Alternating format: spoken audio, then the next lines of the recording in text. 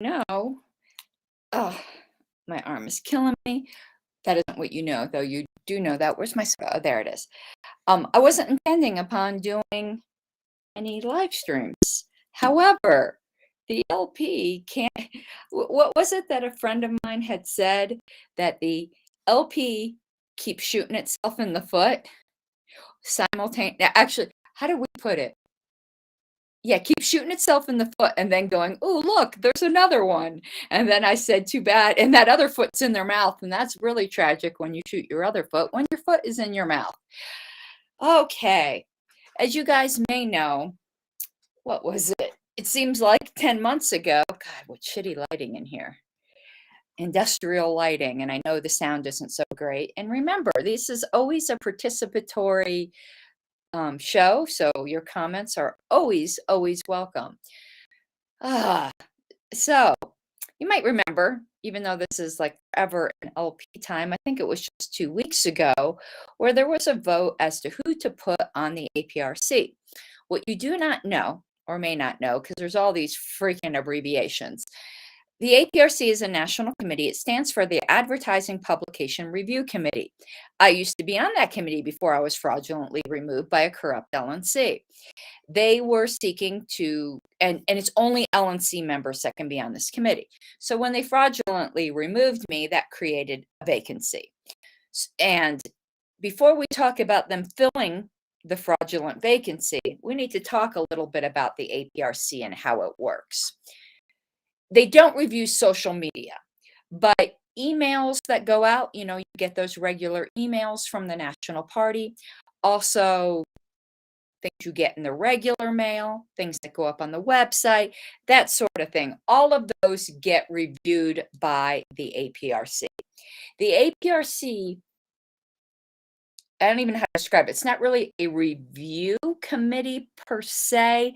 It's a silence is consent, but if we object kind of committee. So there's 5 members of the LPRC. What did I say? LPRC? That's the Libertarian Party Radical Caucus. APRC. And if a staff member submits a proposed publication and gets 3 approvals or 3 no objections is the more typical thing, it can go out. So a lot of it is who gets to their email first out of the 5.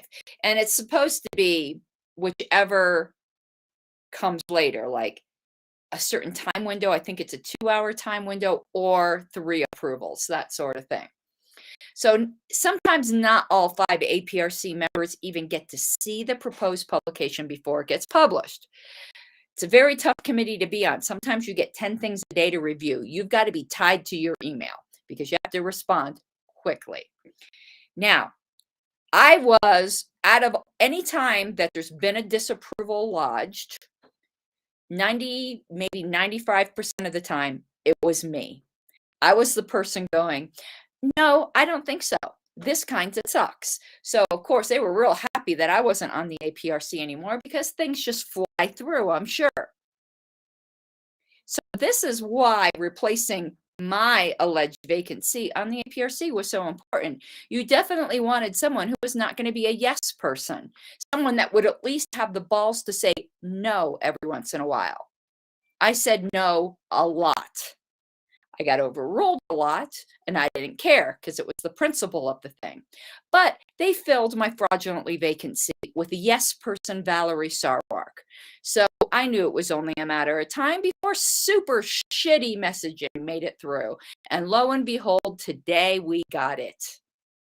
So there was an anti-COVID article written by staff member Becca Condon.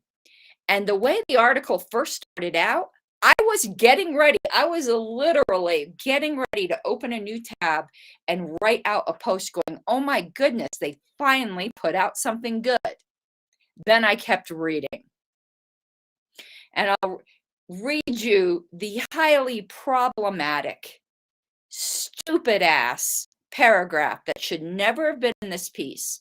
And shame on every single APRC member that approved this. Now, again, all 5 of them may not even have seen it. But at least 2 hours went by or 3 approvals. And remember who's on the APRC? The only good one is Stephen Nikela. And he probably didn't even see it. It probably got rubber stamped by a compromised, corrupt LNC. So I'm going to get my phone. It'll be easiest to do this way,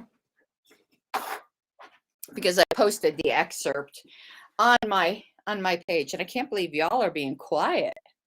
I get very lonely if nobody's in the comment stream. So please like and subscribe as well. I'm such a terrible YouTuber. I never ask people to do like that basic shit.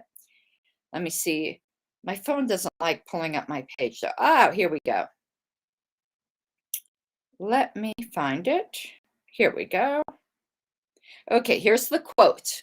Here's the shitty quote. So it's in the middle of a, lockdowns are bad. The government doesn't have this authority. Like, really good. Like, it started out really good. And I don't give compliments easy. But here we go, which is where it doesn't matter if you agree with this paragraph. I mostly agree with this paragraph. But like when I was proposing that the LNC needed to say more about COVID, I was always very clear and said, we do not get into the vaccine debate because it's irrelevant. We don't want to look like we are against vaccines. We don't look like we're for vaccines. We just want to be like, you decide for yourself. We're not taking a side on this. The only thing we're concerned about is government overreach. That's the best way to handle it. Libertarians are so divided on that issue. We don't have to say we don't even have to tread into those waters. And that is the way to handle that promotes party peace. Funny me, who's supposed to be the big shit stirrer. I was the one promoting party peace. But this is instead what they came out with.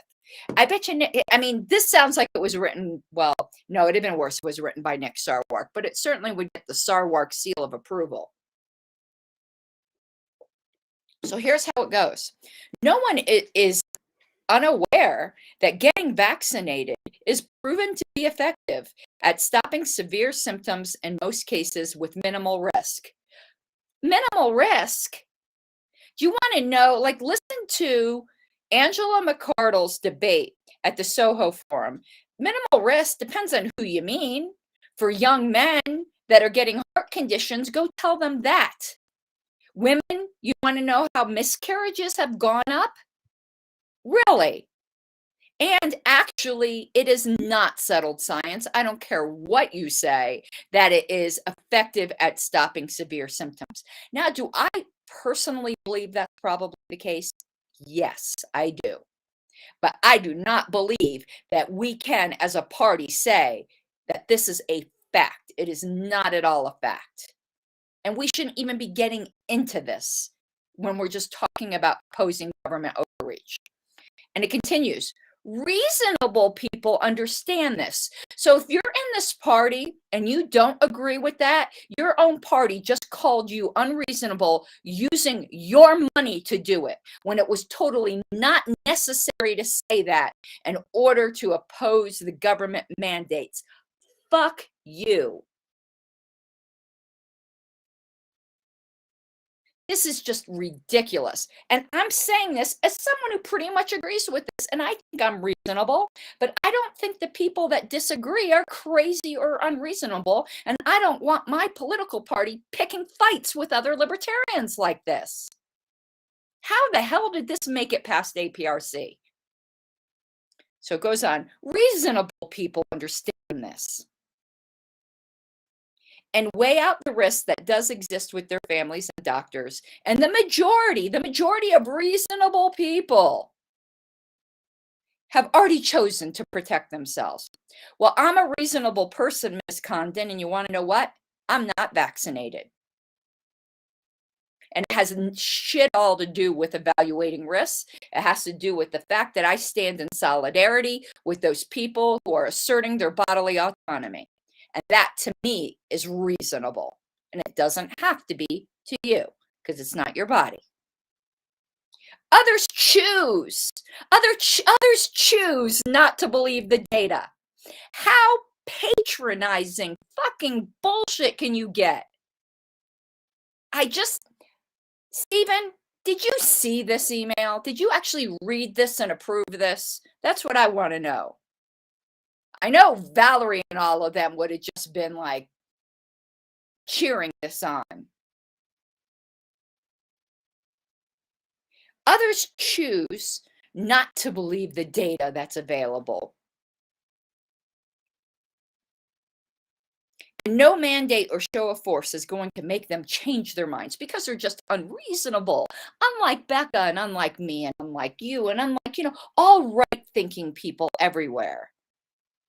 But I bet you they'll take your unreasonable money. Then it goes on talking about government mandates, which is fine. But here is the last insult. It's hardly a surprise that those without a grounding in something more reliable, see, you're just ungrounded, which, is pretty close to unhinged, will dig in deeper to their own beliefs. See, it's just your personal beliefs. You don't have any reason for that. Your distrust of the vaccine, they're putting on the equivalent of thinking the Virgin Mary talked to you from a slice of bread. How did this make it past APRC? Guarantee you this is why you want me back there. I would have raised holy hell over this. You want to know what? The APRC discussions are secret. But you know what? You as members can demand to know. You can demand to know which APRC members approved this. I want to know. I want this yanked. This is ridiculous. You just got shat on by your own party. And I say this as someone who pretty much agrees. I don't agree with calling, making these right by a mere assertion, these ipsa dixit that I'm reasonable and you're not. But I generally do believe that that getting vaccinated probably does, for some people, reduce severe symptoms, and it could be a wise decision for some people. I'm not ever getting vaccinated, at least with all the information I have now, and I'm not unreasonable. But I have no problem accepting that statement, but I also don't believe in calling names to people who don't believe it, because they have some very good reasons not to. This is your national party, what you're paying for. This is why you need me back. I might be a pain in the ass, but I'm the pain in the ass on your behalf. Bye, comrades.